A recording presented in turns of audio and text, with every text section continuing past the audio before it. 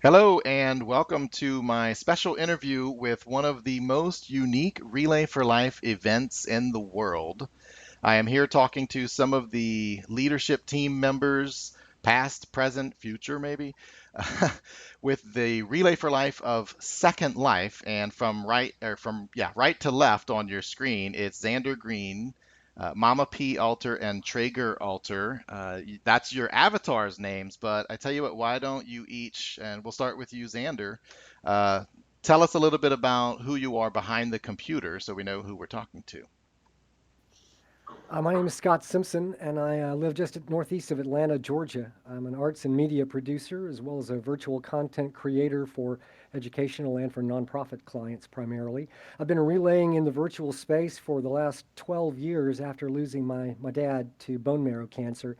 I was a 24/7 caregiver for him, so relay is a deeply personal objective and goal for me. Founder and a co-captain of the Fantasy Fair of Second Life. We've raised about 300,000 US dollars in the last now 11 years virtual relaying here in Second Life. Very good. Mama? My name is Diane, and I am in Northern California, about an hour outside of San Francisco. I'm a retired school administrator and a grandmother to two beautiful grandchildren. I came to Second Life about 12 years ago and almost immediately found Relay for Life. Like Xander, I was caregiving my father, who was in his late stages of life battling cancer, and Relay gave me an opportunity to sit by his side and try and do something about what was happening to him. I've been involved at many different levels. In 2011 and 2012, I was chair of the Relay for Life of Second Life. And since then, I've stayed actively involved and currently work with Jeff and a team of three other people organizing and setting up our relays. And we're currently working on 2020. All right, thanks. And Traeger. All right, my name is Bill. I'm a retired entrepreneur. I live in Jensen Beach, Florida, and I've been relaying for several years now here in Second Life. I kind of really enjoy doing some of the more technical aspects, website, live streaming, and I guess my real challenge is to keep Sting, Jeff, our interviewer here, trying to keep him moving along, and that's what I try to do. That's right. The staff volunteer partnership works best when we're both pulling and pushing each other to be the best we can be because we care so much. Now, the for the viewers who don't know or aren't familiar with the virtual world concept or Second Life, Mama, if you could help, and I'm going to call you by your Uh-huh. avatar names because that's how I know you. If you could help explain in a way that somebody who isn't familiar can wrap their heads around it, because I know we have Relay USA, which is a Right. virtual relay, but it's not a virtual world relay. Right. Second Life is actually a virtual world where you create an avatar and you live in this virtual world, hence the name Second Life. Relaying in Second Life, you would recognize it if you have relayed at all in real life. You would recognize our relay. It's very similar. We follow very closely to what happens in a real life relay. We have teams that hold events and fundraise. We have 20. We have a fundraising season. We have a 4 month season. We have a 24-hour relay weekend that includes all the essential components that you would be familiar with. We have an opening and closing ceremony.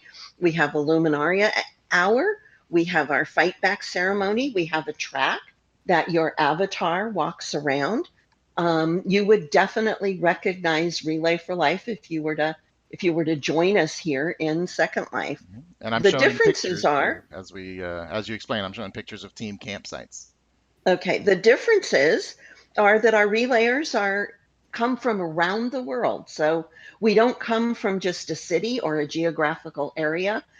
And they come literally from all over the world. The last time we did a country count of different countries represented in our relay, I know it was in the 30s and it's been in the 40s.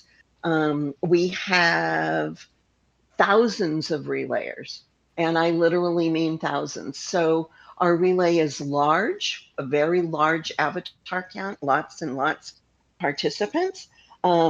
In We 2019, have, we raised $243,000, I believe, which is yes, yes, And over, overall, going on 16 years now, it's what, $2.6 million that 3 that point. a bunch of avatars have raised in a virtual community called Second Life. That's right. And now, Traeger, if you could, since you're right there, if you could speak to the diversity of this relay, because I know in say like the real world relay events, diversity might mean one thing, whereas in Second Life, diversity means something else. It is just absolutely amazing to be able to work shoulder to shoulder, ear to ear, if you will, using Discord, Skype, whatever, and all the different technologies to be able to work with such a diverse group of people with such uh, amazing motivations, and they come from all over the country, all over the world, all over Canada. It's just amazing. All right, and Xander, one of the biggest events within our relay is the Fantasy Fair, and in our world we call it a mega event. Could you tell us just in maybe about 30 seconds a little bit about the Fantasy Fair?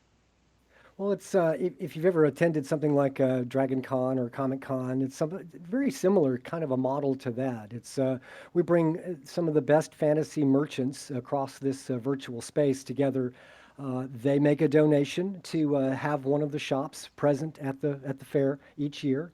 We run for a couple of weeks, and this past year we had more than 15,000 visitors from around the world.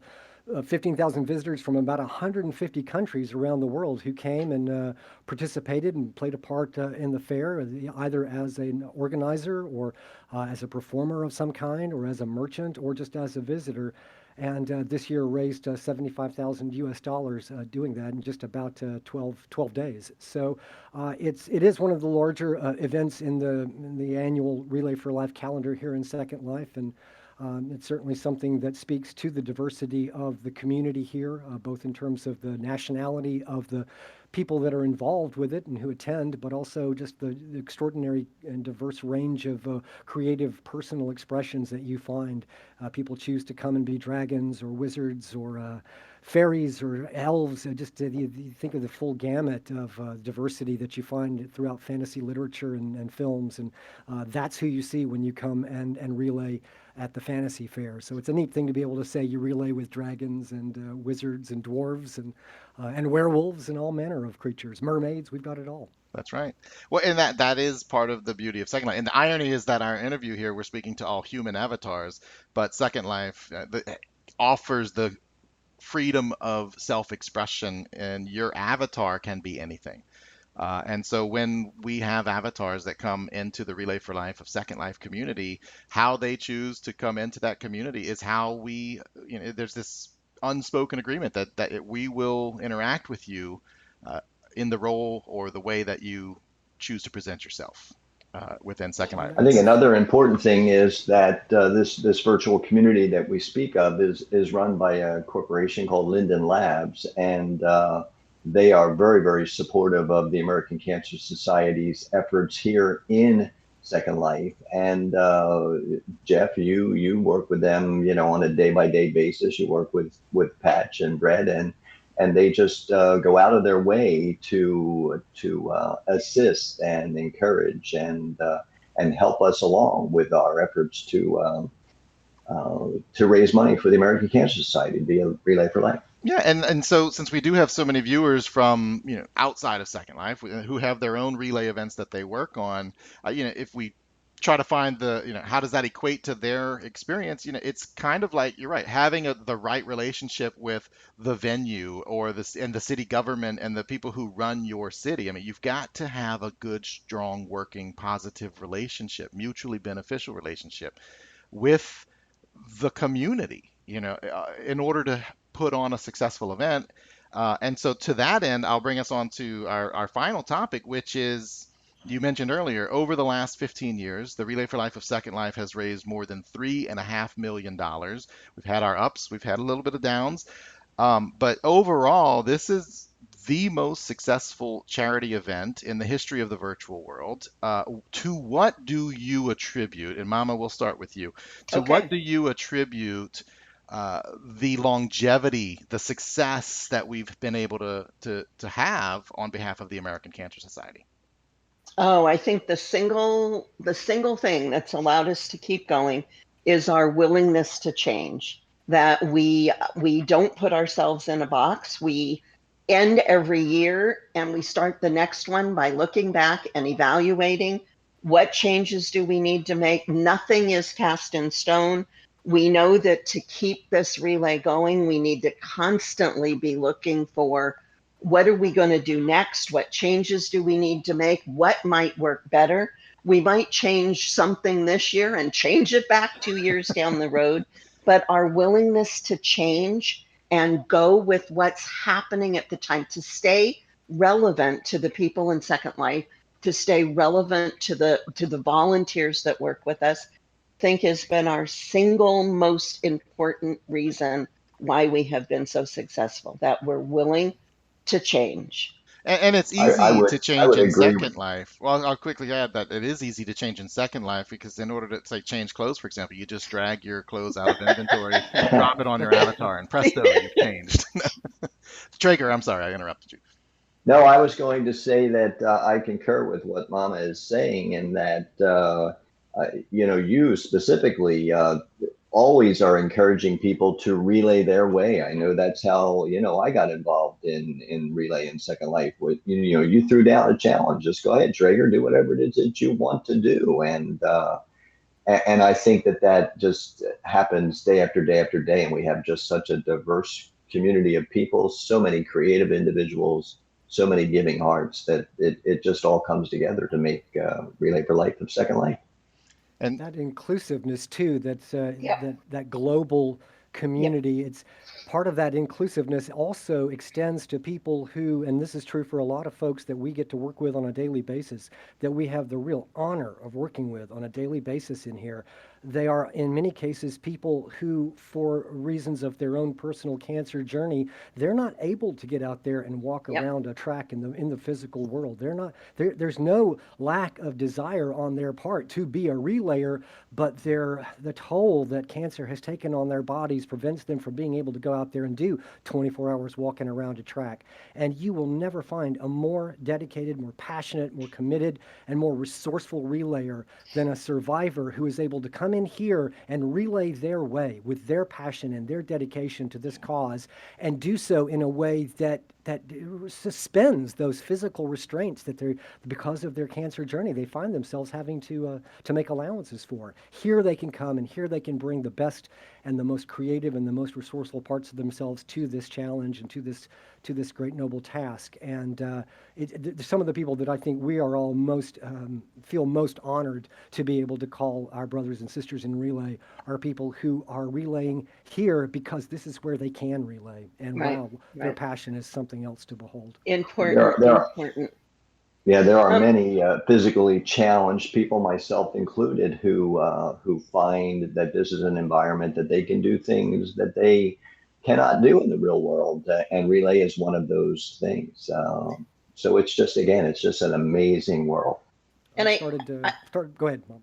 I want to add, Jeff, while you're talking about, what we do to stay successful and how we've sustained this over going on 16 years, is that um, we've been through the committee structures. We've been through so many different committee structures where we've had area leads and we've had co-chairs and we've had this and we've had that, and that piece of it also we continually take a look at and change. And we're currently in a model where we have a core group of people who sole job is to set the structure and empower the relayers and then get out of their way. Mm-hmm. And So advocate for them. and advocate for them. So it's there's been an interesting story along the 16 years of what the committee looks like. Do we even have a committee? How do we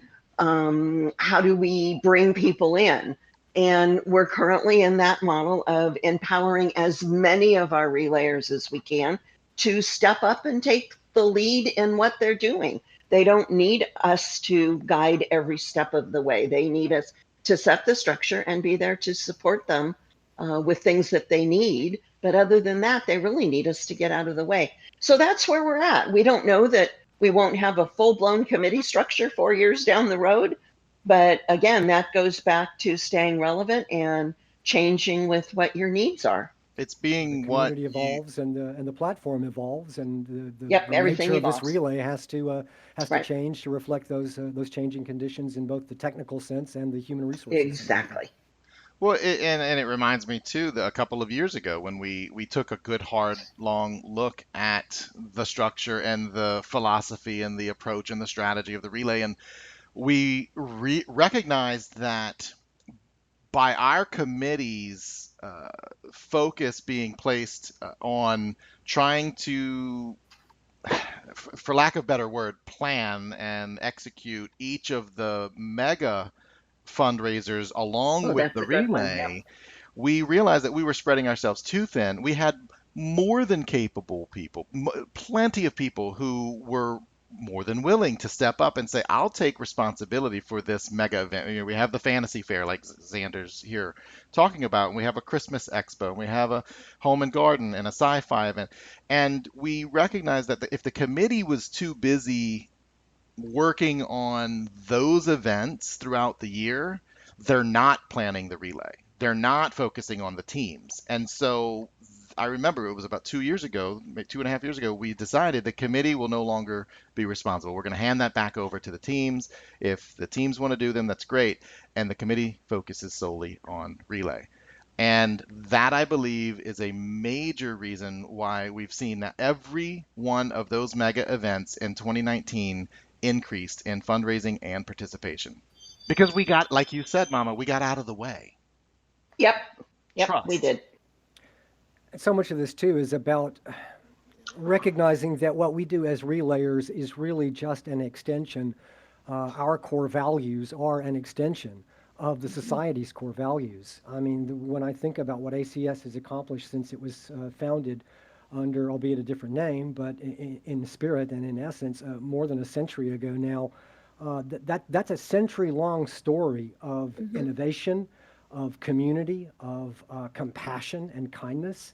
And those are the things that I think any relay community, and certainly what I see in this relay community, those speak to the core values of the community at large. And it's those qualities that I think when we are focusing on how do we innovate, how do we grow and strengthen and reinforce ourselves as a community, and how do we look out for one another and respect one another and treat each other with the respect that as relayers we deserve. That's where we really succeed, and that's where we really grow and find that some of these evolutionary changes that are happening are challenges. They're not positive things in every case. But when we're looking back to that trinity of core values of innovation and community and compassion and kindness, that's when we really overcome those challenges and turn what might in many cases be liabilities into assets. So I'll Good wrap word. this up asking for some final thoughts. We'll start with Traeger.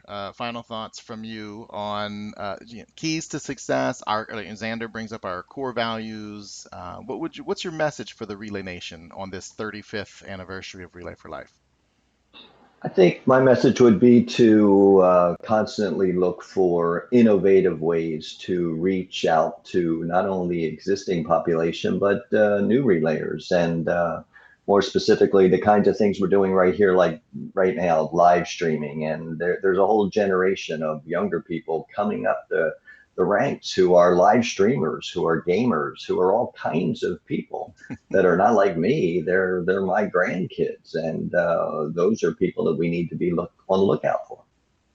They must look at you as a pretty hip grandpa then, Not so much, but whatever.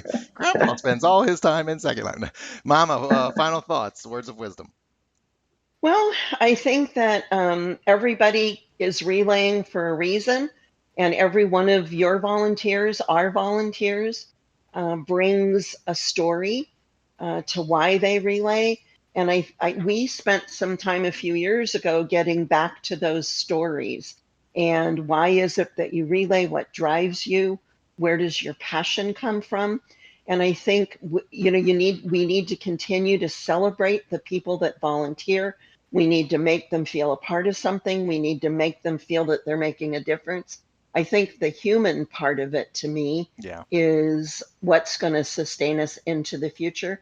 And for the next 35 years, you need to remember that these are people that are bringing something to this. Something brought them to relay. Something is making them relay. And we need to keep honoring those stories and honoring the people that relay with us. Yeah. It's ironic that the more things that tend to migrate toward the digital or the virtual, Mhm.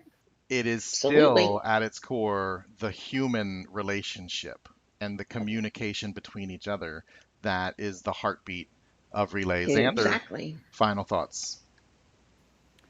Yeah, to me, I look at this thing and it's what I see is a global crisis, and so that's why it's very important to me and very encouraging to me to look out and recognize that we are not just a relay that happens within the confines of the continental United States. We have become a global movement, Relay for Life.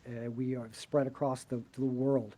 And I've said before, and I'll stand by this, that when we come together, we become what no one individual or team or city or state or nation can be. Together, we are the cure. We are.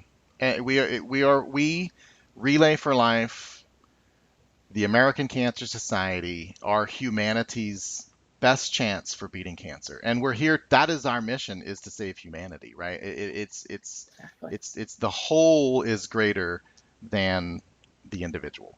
And with that, I want to thank you all for spending some time talking to us, talking to the Relay Nation, and for sharing a little bit about the most unique, the most imaginative, most creative Relay for Life event I've ever had the pleasure of working with and being such great volunteers. Thank you all for watching.